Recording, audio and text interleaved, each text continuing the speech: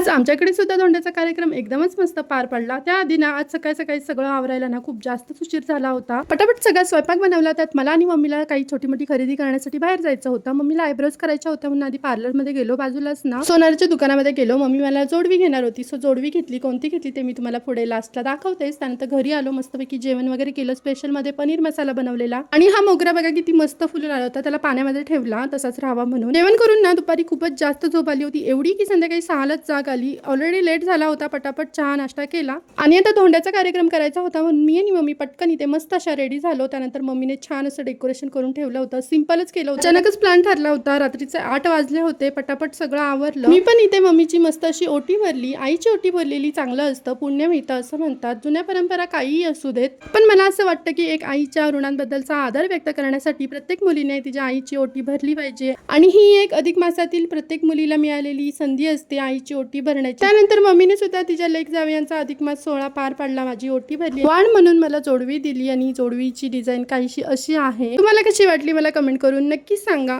मी लगेचच ती जोडवी घालून पण बघितली आणि खरंच माझ्या पायांना ना ही खूपच छान दिसत होती। हा कार्यक्रम संपायला ना रात्रीचे 10 वाजले। जेवण वगैरे काहीच बनवलं नव्हतं, अचानक मग ठरलं बाहेरच जेवायला जायचं। मग आम्ही सगळे मिळून फॅमिली डिनरला बाहेरच गेलो। उशीर झालेला का असेना, पण कोइन्सिडेंटली ना फॅमिली सोबत मस्त असा डिनर पण होऊन गेला। मस्त निवांत फॅमिली सोबत गप्पा मारत डिनर केला, घरी आलो। रात्रीचे 11 वाजले होते, फ्रेश होऊन झोपी गेले। दुसऱ्या दिवशी सकाळी सकाळी 6 वाजताच मम्मी पप्पा परत गावी जायला निघाले। त्यांना टाटा बाय बाय करून मी घरात आले, सगळं आवरलं। त्या दिवशी संकष्टी चतुर्थी, माझा उपवास होता। मस्त साबुदाणा खिचडी खाऊन आम्ही जवळच असलेल्या आमच्या एका मैत्रिणीच्या घरी गेलो। तिथे जाऊन छान गप्पा वगैरे मारल्या आणि मग घरी आलो। दिवसभर उपवास, संध्याकाळी मस्त देवपूजा वगैरे केली, छान नैवेद्याचं ताट रेडी केलं, नैवेद्य दाखवला आणि चंद्रोदय झाल्यानंतर छान उपवास सोडला। चला तर मग बाय बाय।